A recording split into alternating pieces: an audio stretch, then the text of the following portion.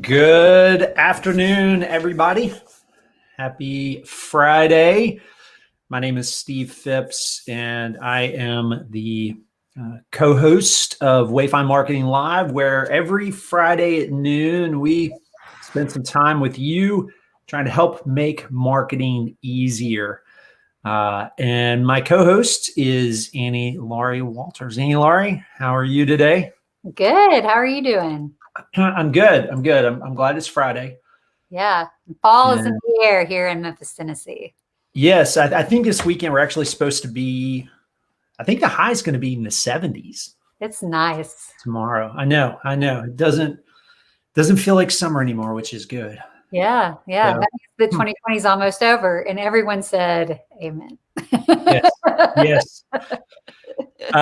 Well, today we're going to talk about some of our favorite things, which now I think it's Julie Andrews in the back of my mind now from Sound of Music. But we're going to talk about tools and tips that you can use to make marketing easier. I mean, I don't think anybody would argue with us that marketing is challenging. Mm-hmm. It's complicated. It takes time. Things are always shifting and changing. Mm-hmm. And yet we know that marketing is extremely important for businesses. It's important for nonprofits, especially right now. And so it's easy for marketing to be one of those things that just falls to the wayside when there's not clarity on how to get it done, or if you feel like it's going to take a really long time to get it done, or it feels daunting sometimes. So we say this at the beginning of every show that what we want to do is make marketing easier. Ultimately, what we want to do is we want to make it easier to grow your business. And in order to do that, you need good marketing. So we want to make good marketing easier. Mm-hmm. Yeah, I was telling my kid this morning, we were working on some schoolwork, and I was like, work smarter, not harder. And I was like, that's sort of the theme of today's show. It really is. Yeah. We really want to talk about different ways, and we've got some great tools in here. We've got a list. We've got about 18 different tools that we're going to walk through. Some of these they're going to save you money. Some of these are going to save you time. Some are going to save you both.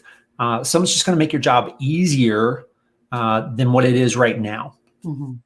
And so, and we've got 3 buckets of these tools and tasks. And what we're going to do today is we're going to walk through these 3 buckets. So we're going to talk a lot about content tools that you use to create content, distribute it.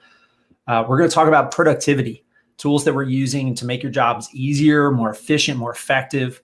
And then we've got a few miscellaneous tools that we use. One in particular that I love. It's one of my. It's actually not so much a tool that you use. It's just it's a platform. It's where you can find software and tools that really can make a big difference in your business for really cheap. Mm-hmm. Great. And so, why don't we go ahead and dive in? Let's dive in let's start with content. Mm-hmm. And Anlar, as we go through, some of these are going to be tools that I know you use, and so I definitely want to hear your thoughts as we go through this. Mm-hmm. Now, this first one, and guys, we're going through this. We're not going through this in any particular order, other than just content, productivity, and then just a couple of miscellaneous tools.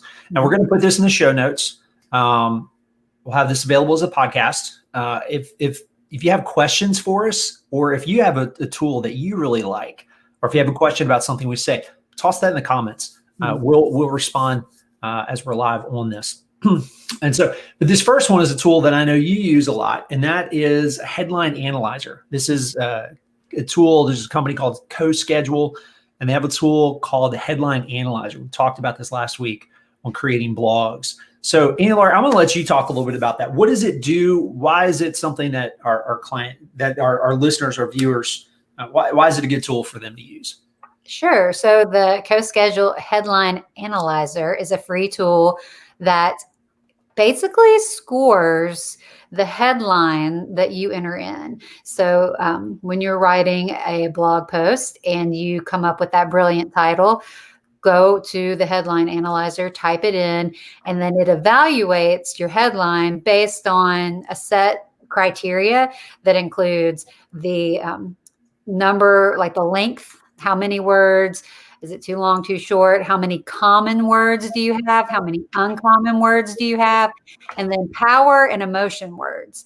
And there are many things I love about the headline analyzer, but one of the things that I love the most about it is that it has helped me to think outside of the box and to find better words to say what I'm trying to say. Because I think that we fall into a rut sometimes when we're churning out content and titling it, and you might find yourself gravitating towards the same words, and using the headline analyzer will prevent you from falling into that rut, because it's going to give you insight into emotion words, power words that might better describe what you're trying to convey than the words that you've chosen. So I try to always go for the green. Like, I want a 70 or above, or I'm not going to let it go. One time I got an 80, one time.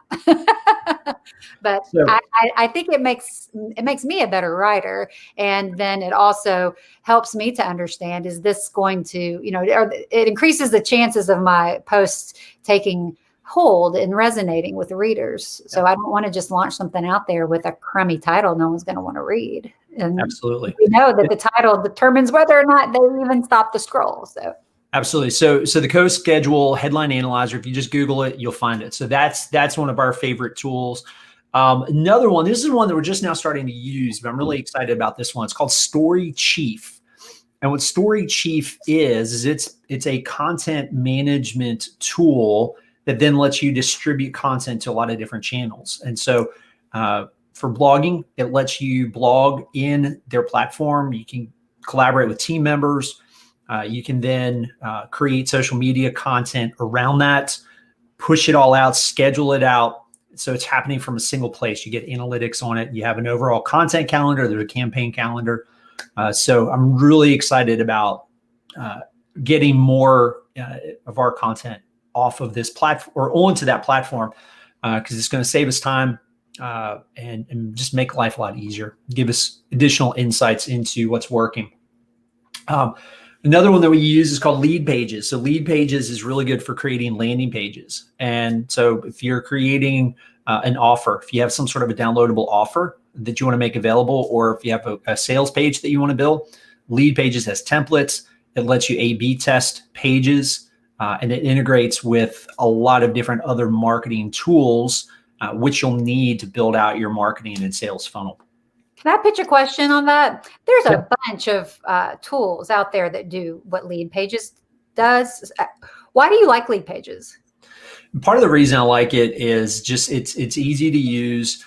They make a lot of updates to it. It also has pop-ups built into it, and so called lead boxes. So we use those as well. The A/B testing is really a big factor for me. And there are other tools that are out there. There's some, in fact, we one of the other tools, and I'll go ahead and mention it now, it's called Active Campaign. It manages CRM, email automation, email campaigns, has analytics. There's a lot of different things that are baked into it, messaging on the website, but they just rolled out landing pages. So we haven't had a chance to get in and test it out yet, but, I don't know. I've used Leadpages for a really long time. It's been a good platform, gives good analytics, and it's good. It's a reasonable price. Cool. So Active Campaign, mentioned that one. And one of the things I like about Active Campaign is there's a lot of functionality, and the cost is really reasonable. We've used HubSpot with clients, been a HubSpot partner in the past, and it's a fantastic platform, but it's just doesn't make sense for a lot of small businesses just because of cost. So Active Campaign is a really good option. It has a lot of those tools in a single place. Another tool is Buffer. And so one of the challenges that we face with creating social media content, especially if you're going to be on multiple channels, is getting it out to those channels, remembering to post. So if you're posting daily, you've got to go in every day. If you're on Facebook, LinkedIn, and say Twitter or Instagram, you've got to go to each of those, schedule or post it. And so what a tool like Buffer does is it schedules, it lets you schedule your posts out. And it lets you do it from one dashboard. It lets you tweak and change things for each of the different channels because you have different image sizes. Twitter, of course, is going to put a cap on the number of characters. And so that's a simple tool for getting things scheduled and pushing it out. There are other ones that are out there. There's Hootsuite, and there's a number. That's one of the things. StoryChief will do that as well, which is one of the things that we're going to be looking at for some of our clients. So if you're looking for just an email tool to distribute content, Mailchimp is a good platform. It's fairly easy to use. You get good analytics. It's pretty widely used. They provide good support. There's a lot of good help articles on that. So if you're looking for something that's more of a standalone, now they've introduced other features. They have landing pages. They're trying to become an overall marketing platform. I haven't been overly impressed with their landing pages from what I've seen so far, but they've got some other features and functionality that'll make it more of a rival of ActiveCampaign. All right, now one of my favorite tools or resources when it comes to content, and this is one that we use weekly, is a service called rev.com, rev.com. And what rev.com does is they will transcribe your videos, your voice memos. In fact, they have an app where you can record a voice memo, send it off to them, and they'll transcribe it for you. They have an AI tool that'll do it. They also have live people that will do it with higher accuracy.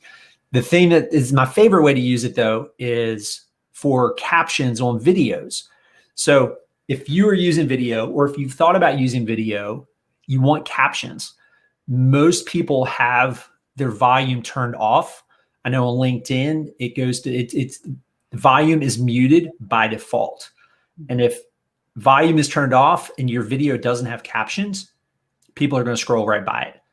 And so the weekly marketing tip videos that we do always have captions, and rev.com is who we use to get those captions.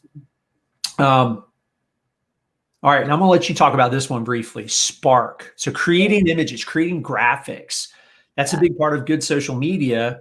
So why don't you talk a minute about Spark?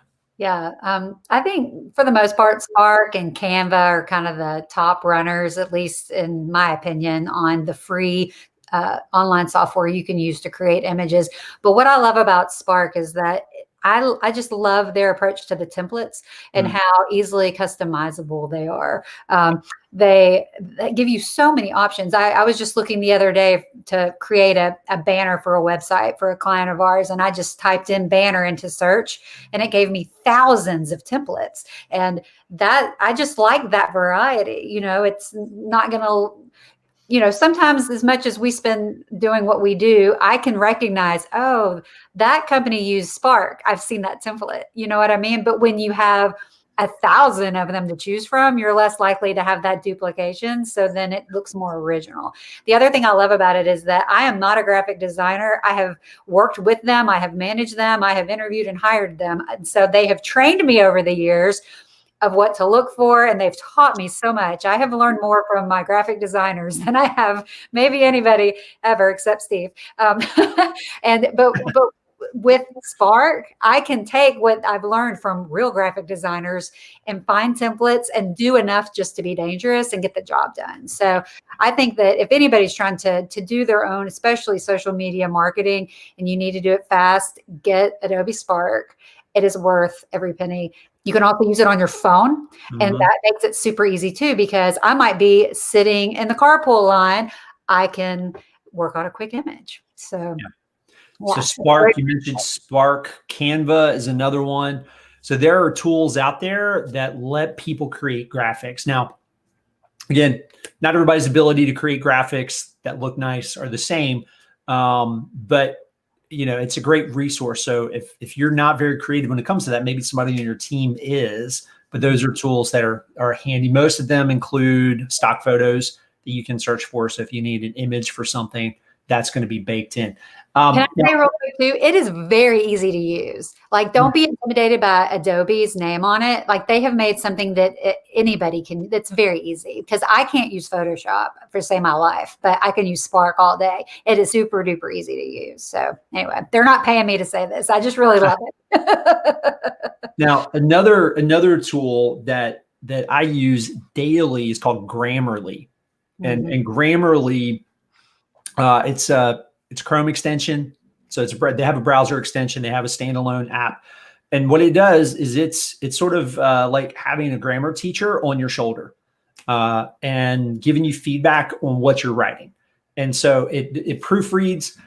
It also will give you feedback on the tone, phrasing. So there's a lot of things that it detects and can flag. So that way, if you're sending an email, I always like to do a double check. I always do a double check on my social media. I do a double check on blogs. It works with Google Documents. I think there's a connection or a plugin for Microsoft Word.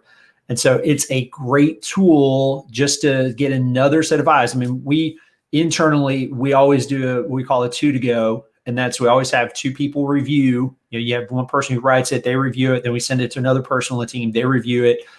I always like to run it through Grammarly as well. Just to get another set of eyes on that. So great tool. It's well worth the subscription.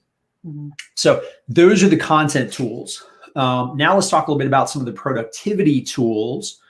And the first one on the list, I've been using this one for probably 5, 6, maybe 7 years. It's called Evernote. And Evernote, if you're familiar with it, it's been, like I said, it's been around for a really long time.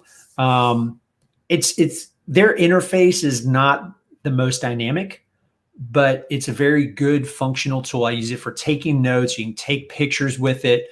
Notes can be shared with people, so you can generate a link. So if you need something you need to get to somebody else, but you don't want to, maybe it's a file that's too big to email. I use it for taking notes in meetings. One of the really cool features is I do a lot of whiteboarding. And when you take a picture in a note, if there's text in that note, it can search the text written on the whiteboard when you search for a certain phrase. So like if I'm working on a wireframe for a client, I can type in that client's name and it'll pop up. Or if there's a particular phrase, so that becomes searchable text. I've been using Evernote, I think, since it came out. Like I've been using it maybe since 2010. I mean, genuinely, like a long time. And what I love about it is when you're trying to juggle a lot of different content in a lot of different places, Evernote, like you said, it's not super fancy, but I don't need it to be. I just need an easy cloud-based space to organize my content. And that is what I find in Evernote. I love it. And I love that I can access it on any device with a web browser. I can get it in an app. It's so easy. Yep. You record voice memos.